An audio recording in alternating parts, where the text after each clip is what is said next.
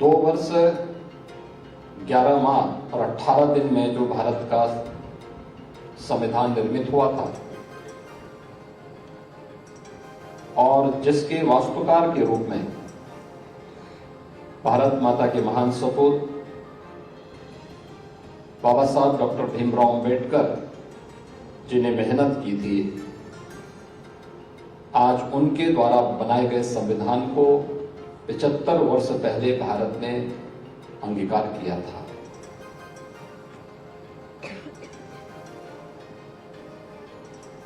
छब्बीस नवंबर 2015 से इस तिथि को प्रधानमंत्री मोदी जी के आह्वान पर पूरा देश संविधान दिवस के रूप में आयोजित करता है और वही समारोह आज संविधान की प्रस्तावना की शपथ के साथ हम लोग आज इस भव्य ऑडिटोरियम में भी आयोजित कर रहे हैं। मैं सबसे पहले आप सबको भारत के संविधान दिवस की और इंस्टीट्यूट को अपना नया ऑडिटोरियम मिलने की हृदय से बधाई देता हूं। हम सबको इस बारे में ध्यान रखना होगा कि सुशासन की पहली शर्त होती है कि वहां पे कानून का राज हो। कानून के राज के लिए आवश्यक है कि संविधान की भावनाओं के अनुरूप देश के सभी संवैधानिक संस्थाएं कार्य करें। वे अपनी लक्ष्मण रेखा को भी माने और समयबद्ध तरीके से एक पीड़ित को न्याय मिल सके, इस दिशा में पहल करें और अपने स्तर पर ईमानदारी पूर्वक प्रयास करें। लेकिन बहुत बार होता क्या है, निर्दोष व्यक्ति सजा पा जाता है और दोषी व्यक्ति पूरी तरह अपराध से मुक्त होकर के, स्वतंत्र होकर के समाज की व्यवस्था को चुनौती देता है। समय के अनुरूप अपराध की प्रकृति भी बदली है। जब भारत के अंदर ये सभी कानून बने होंगे, उस समय की परिस्थितियां, उस समय की सामाजिक परिस्थितियां, उस समय की राजनीतिक परिस्थितियां कुछ और थी। ये देश स्वतंत्र था, देश स्वतंत्र हुआ, देश ने अपने आपराधिक कानून, अपने सिविल कानून और अन्य सभी प्रकार के जो भी कानून बनाने थे वह उसके अनुरूप, समय के अनुरूप बन नहीं पाए थे और फिर वह विसंगति हमें हर स्तर पर देखने को मिलती थी। भारत के संविधान ने भारत के हर नागरिक को भारत के अंदर सरकार बनाने के लिए समान मताधिकार की शक्ति प्रदान की, बिना भेदभाव के। न जाति का भेद है, न क्षेत्र का है, न भाषा का है, न लिंग का है, किसी भी प्रकार का कोई भेदभाव नहीं है।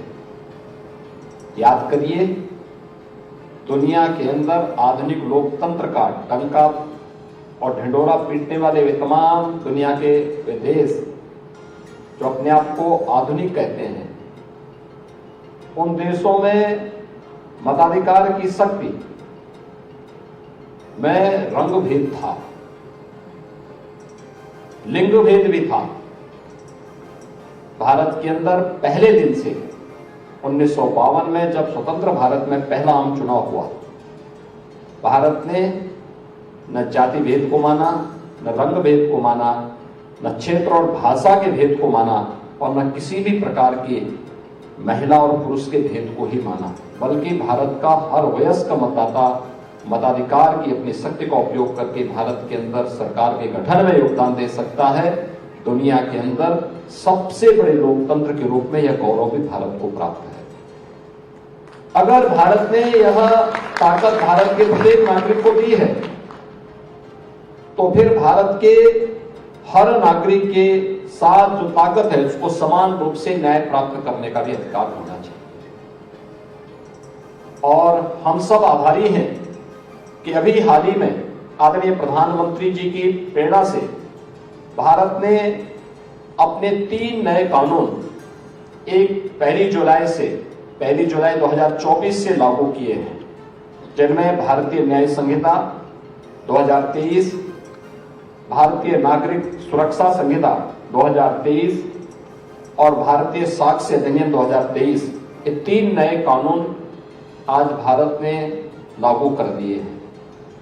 यानी इनके पीछे ही भाव क्या है? ये आपराधिक संहिता नहीं, दंड संहिता नहीं, बल्कि न्याय संहिता है। ये नागरिक सुरक्षा की संहिता है। ये साक्ष्य अधिनियम के अंतर्गत हम उस प्रकार के साक्ष्य जुटाएंगे और तब अपराधी को कटघरे में खड़ा करेंगे। हम किसी को भी अपराधी नहीं कह देंगे। और इसके लिए व्यवस्था दी गई कि 7 वर्ष से ऊपर के किसी भी ऐसे आपराधिक मामलों में फॉरेंसिक साक्ष्य आवश्यक है, लेकिन कानून आपने लागू कर दिया। उस प्रकार के संस्थान, उस प्रकार की हाई क्लास लेबोरेटरी का अभाव उन क्षेत्रों में देखने को मिलेगा जहां पर लोगों ने अभी तक कार्य नहीं किया। 2017 के पहले उत्तर प्रदेश की स्थिति क्या थी, ये किसी से छुपा हुआ नहीं। उत्तर प्रदेश के नौजवानों के सामने पहचान का संकट था, कानून व्यवस्था पूरी तरह ध्वस्त थी, गुंडागर्दी चरम पर थी, एक शरीफ व्यक्ति सड़कों पर नहीं आ सकता था, घर के बाहर आने में डरता था, दुर्दांत अपराधी और माफिया स्वच्छंद होकर के पैरेलल समानांतर सरकारें संचालित करते थे। और दुष्परिणाम था कि उत्तर प्रदेश के नौजवानों के सामने भी, उत्तर प्रदेश के नागरिकों के सामने भी पहचान का संकट था। उस समय जब ये दायित्व उत्तर प्रदेश के अंदर, देश की सबसे बड़ी आबादी के राज्य के अंदर सरकार का संचालन करना है, मुझे दायित्व दिया गया, तो मेरे सामने सबसे बड़ी चुनौती यही थी कि हम उत्तर प्रदेश को दंगा मुक्त, गुंडा मुक्त, माफिया मुक्त कैसे करेंगे। क्योंकि उत्तर प्रदेश में तब उत्तर प्रदेश पुलिस, जो दुनिया का सबसे बड़ा पुलिस, सिविल पुलिस रखता है, उसमें से आधे से अधिक पद खाली थे। पुलिस की भर्ती की प्रक्रिया को पारदर्शी तरीके से संपन्न भी करना है, कैसे होगा। और फिर जब सरकार ने कार्य करना प्रारंभ कर दिया, और हम लोग हमेशा इस बात को मानते हैं कि जहां चाहा वहां राह, अपने आप रास्ता बनता गया। 1,54,000 से अधिक हमने पुलिस कार्मिकों की भर्ती की, पूरी पारदर्शी तरीके से की। अभी हाल ही में आपने देखा होगा 60,200 पुलिस कार्मिकों की नई भर्ती की प्रक्रिया उत्तर प्रदेश के अंदर हम लोगों ने संपन्न की है।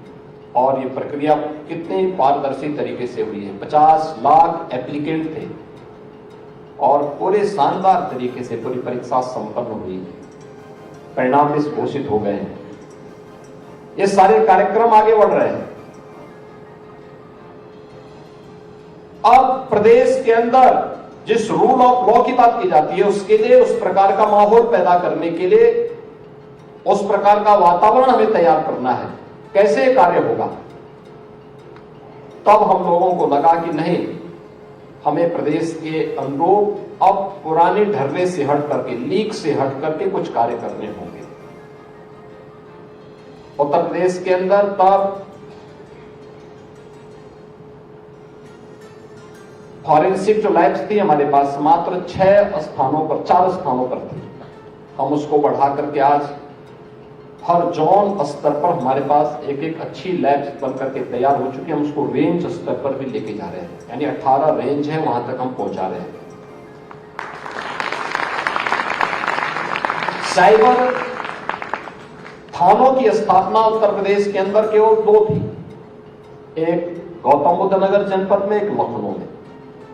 हमने पहले चरण में कहा कि भाई इसको कम से कम 18 रेंज में लेके तो जाओ। 18 रेंज में ले गए, फिर 75 जनपदों में ले गए, और अब प्रदेश के अंदर सभी जो हमारे 1775 थाने हैं उन सब तक हम लोगों ने आज के दिन पर एक साइबर हेल्पलाइन भी वहां पर स्थापित कर दी है, जहां पर हम लोगों ने Uttar Pradesh state institute of forensic sciences की स्थापना की है। ये लैंड कभी उत्तर प्रदेश पुलिस की ही थी, लेकिन प्रदेश के अंदर बीच का जो अंधकार का युग था, उस कालखंड में लखनऊ के एक बड़े दुर्दांत भू माफिया ने इस लैंड को अपने नाम पे करा दिया था। और कितने लाचार की थी कि मेरे पास उत्तर प्रदेश के तत्कालीन पुलिस महानिदेशक एक फाइल लेकर के एक दिन आए, उन्होंने कहा साहब उत्तर प्रदेश पुलिस की एक लैंड है और उस पर एक भू माफिया प्लॉटिंग कर चुका है। मैं भौचक था। मैंने कहा यूपी पुलिस की लैंड पर, भाई हम ये तो सुनते थे कि पुलिस ने किसी की लैंड पे कब्जा कर लिया है, कब्जा करवा लिया है, लेकिन पुलिस की लैंड पर कोई भू माफिया कब्जा कर रहा है, ये तो आपने जो है उल्टा बता दिया। मैंने कहा मैं आपकी बात से पहले ये मुझे अनुमान लगा रहा था कि हो सकता है कि पुलिस ने किसी की लैंड पे कब्जा किया होगा, लेकिन आप तो उल्टा बोल रहे हैं कि पुलिस की लैंड पर कोई भू माफिया कब्जा कर लिया, इसका मतलब वो कोई दुर्दांत भू माफिया होगा। उन्होंने कहा, मैंने कहा कितनी लैंड है? पहले मैं भी सोचता था 2-4-5 एकड़, उन्होंने कहा 120 एकड़। मैंने कहा 120 एकड़ पर? कहा हाँ, उसने लैंड रिकॉर्ड में सब अपना नाम दर्ज करवा लिया और सब इलीगल है। मैंने कहा इसकी पूरी फाइल तैयार करो, और मैंने कहा फाइल तैयार करते समय याद रखना किसी को पता नहीं होना चाहिए, कानून पता नहीं होना चाहिए, केवल आप और मेरे बीच में बात होनी चाहिए। जब फाइल तैयार होगी तो आप मुझे केवल देंगे,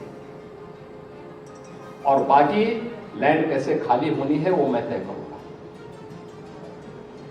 आश्चर्य करेंगे, इसी दौरान हमारे पुलिस महानिदेशक खाली तो रिटायर हो गए, लेकिन उन्होंने अपने वायदे से मुकरे नहीं। रिटायरमेंट के 3 महीने के बाद एक दिन वो फाइल लेकर के मेरे पास पहुंचे, उन्होंने कहा ये है आपकी फाइल जिसके लिए आप कह रहे थे। फिर हमने रेवन्यू बोर्ड से इस कार्रवाई को आगे बढ़ाया। जिन अधिकारियों ने रेवन्यू रिकॉर्ड में गलत तरीके से इस कार्रवाई को अंजाम दिया था, उनके खिलाफ कार्रवाई की, और इस पूरी लैंड को यूपी पुलिस के नाम पे फिर से करने में सफलता प्राप्त की, और माफिया के खिलाफ FIR दर्ज हुई। जैसे FIR दर्ज हुई तो माफिया सरेंडर कर गया। उसने कहा साहब मुझे लैंड नहीं चाहिए, आप केवल लैंड ले लीजिए, लेकिन मेरे खिलाफ कार्रवाई न हो। और उसके बाद तो हम लोगों ने तय किया संविधान, उसकी शुरुआत हुई राज्य की तरफ से। उसका एक्ट बनने में थोड़ा लेट हुआ। गृह विभाग को मैं कई बार से कह रहा था कि भाई एक्ट जल्दी बनाओ, इसी दौरान कोविड-19 के कारण और अन्य परिस्थितियों के कारण इसमें थोड़ा लेट हो गया। राज्य के अंदर कोरोना जैसी महामारी के प्रबंधन में पूरी टीम लग गई, और फिर जब हम लोगों ने इसके एक्ट को बना करके तैयार किया, विधानसभा से एक्ट भी बन करके तैयार हो गया, फिर भारत सरकार से ये हुआ कि देश के अंदर एक सेंट्रल यूनिवर्सिटी रहेगी और उससे एफिलिएटेड इंस्टीट्यूट होंगे। हमने कहा नहीं, हम इंस्टीट्यूट बनाएंगे, एफिलिएटेड हम सेंट्रल यूनिवर्सिटी से ही करेंगे, लेकिन हम लैंड इतना रखेंगे कि फ्यूचर में अगर कभी यूनिवर्सिटी बनाने की नौबत आएगी तो फिर इसको हम एक यूनिवर्सिटी के रूप में भी आगे बढ़ाने का काम करेंगे। और मैं धन्यवाद दूंगा गृह विभाग ने भी, और इंस्टीट्यूट के पहले डायरेक्टर के रूप में डॉक्टर GK गोस्वामी जी ने भी पूरी मेहनत किया। यहाँ पे डिप्लोमा, डिग्री और PG के अनेक पाठ्यक्रमों को ला करके उसको आगे बढ़ाने का कार्य किया। याद रखना, हम लोग अगर समय से 10 कदम आगे नहीं चल पाएंगे तो हम पिछड़ जाएंगे। विकास की दौड़ में हमारे लिए कोई स्पेस नहीं होगा। हम आज की दुनिया को हमें समझना पड़ेगा। उसके अनुरूप चलना पड़ेगा। हम विज्ञान से और प्रौद्योगिकी से कभी पीछे नहीं हट सकते।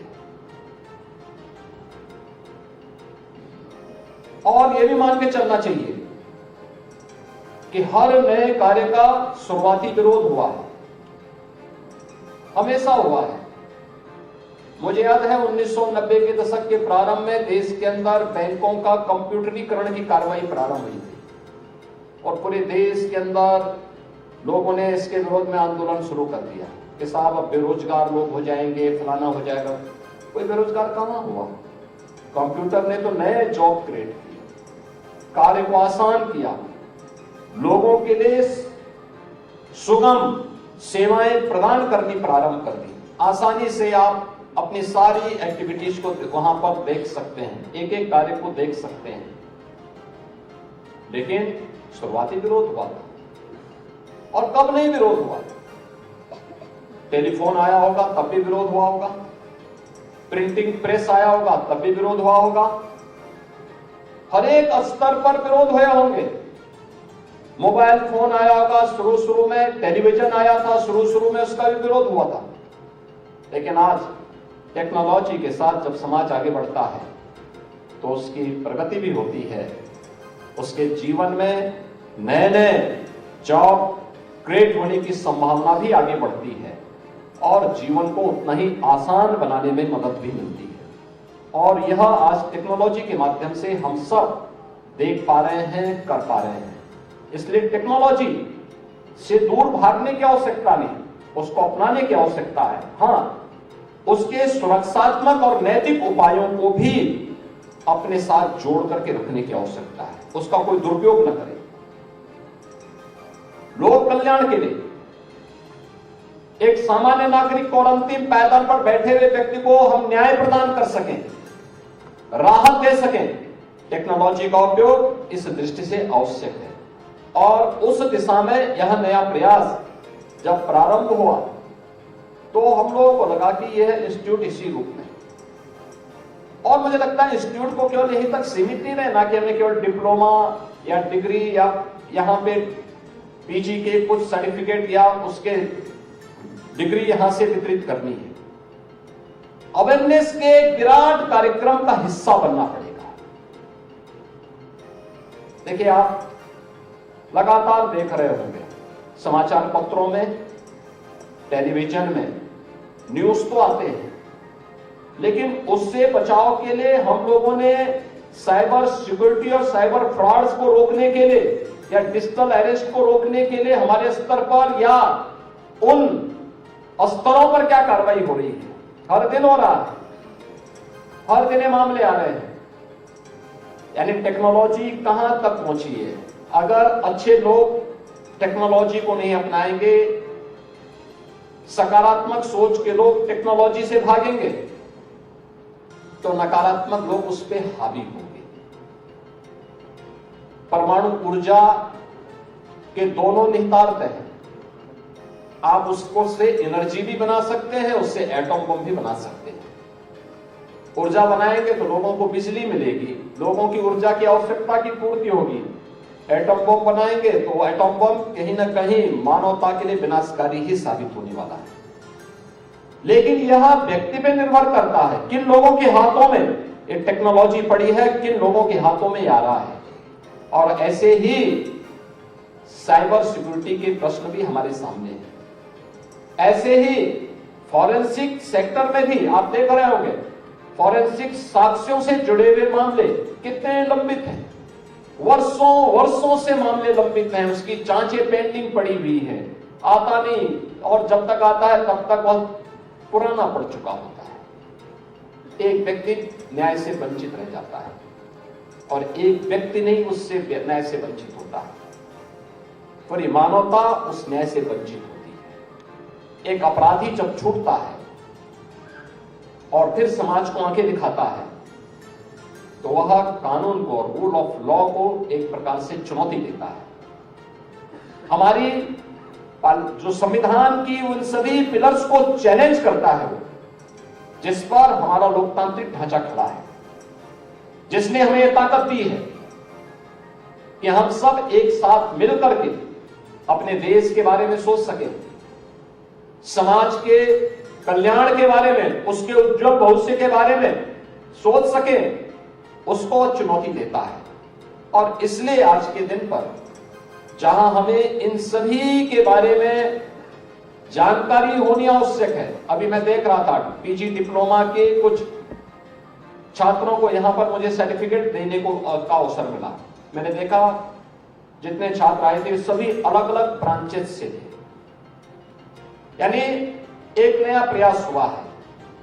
और प्रयास और फॉरेंसिक का भी है, साइबर सिक्योरिटी का भी है, अन्य उसमें भी। और कहां तक आप भागेंगे इससे? क्या पहले लोग कहते थे, मोबाइल फोन जब आया शुरू में उसकी कॉल को देख करके लोगों को ने तमाम प्रकार की आशंकाएं व्यक्त की। आज तो लोगों ने 5G को भी अपना लिया, 6G भी लॉन्च होने का अब इंतजार कर रहा है। ये लंबा सिलसिला चलता रहेगा, रुकेगा नहीं। जो रुकेगा वो पिछड़ जाएगा। टेक्नोलॉजी आगे बढ़ती जाएगी। आर्टिफिशियल इंटेलिजेंस आ गया, चैट जीपीटी आ गया। आपको कोई भी अपना आर्टिकल तैयार करना है, कुछ ही मिनटों में, यानी 2 मिनट में आपके पास एक अच्छा खासा आर्टिकल आपके सामने आ चुका होगा। किसी भी फील्ड का आप देख लीजिए, वो आपको मिल जाएगा। टेक्नोलॉजी से भागे मत, उसको हम लोक कल्याण का माध्यम कैसे बनाएंगे, राष्ट्र की प्रगति का माध्यम कैसे बनाते हैं, यह आपके हाथ पे निर्भर करता है, आप पे निर्भर करता है। आर्टिफिशियल इंटेलिजेंस का उपयोग, उसकी जानकारी होना, उसके सुरक्षा के निहितार्थों को जानकारी भी होना, इंटरनेट ऑफ थिंग्स के बारे में जानकारी होना।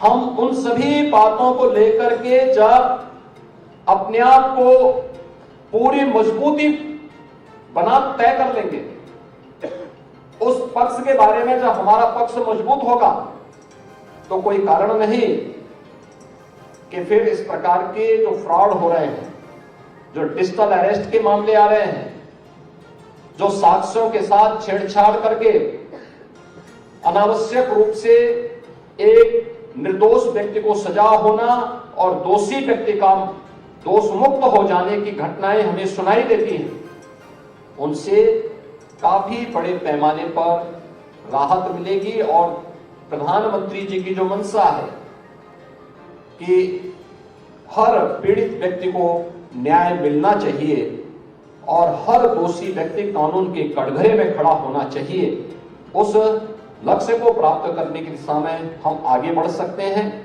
और मुझे प्रसन्नता है कि उत्तर प्रदेश का हमारा यह state institute of forensic sciences इस दिशा से एक मील का पत्थर न केवल उत्तर प्रदेश की दिशा से बल्कि पूरे उत्तर भारत की दिशा से एक सेंटर ऑफ एक्सीलेंस के रूप में अपने आप को स्थापित करने में आगे बढ़ेगा। आज आपको यहां पर संविधान दिवस के अवसर पर मुझे विश्वास है कि यहां पे हम लोगों ने पहले दिन ही कहा है, पास आगे बढ़ने का अवसर है। आगे बढ़ने का मतलब देश के अंदर साइबर सिक्योरिटी से जुड़े हुए, फॉरेंसिक साइंसेस से जुड़े हुए जितने भी इंस्टीट्यूट हैं, जितने भी हाई क्लास लेबोरेटरीज हैं, उन सब के सामने हमें उत्कृष्टता के लक्ष्य को प्राप्त करने की दिशा में आगे बढ़ना है। और उस दिशा में उत्तर प्रदेश का यह इंस्टीट्यूट जिस मजबूती के साथ आज अपने पैर को बढ़ा रहा है, मुझे पूरा विश्वास है कि वह लक्ष्य आप अवश्य प्राप्त करेंगे। आप सबके प्रति मेरी शुभकामनाएं। आप सबको मैं एक बार फिर से संविधान दिवस की जगह से बधाई और शुभकामनाएं देते हुए अपनी बात को यहीं पे विराम देता हूं। धन्यवाद। जय हिंद। माननीय मुख्यमंत्री महोदय, आपके प्रेरणादायक और मार्गदर्शक शब्दों के लिए हम सब हृदय से आभारी हैं। आपके आशीर्वाद से यह संस्थान स्थापित हो पाया।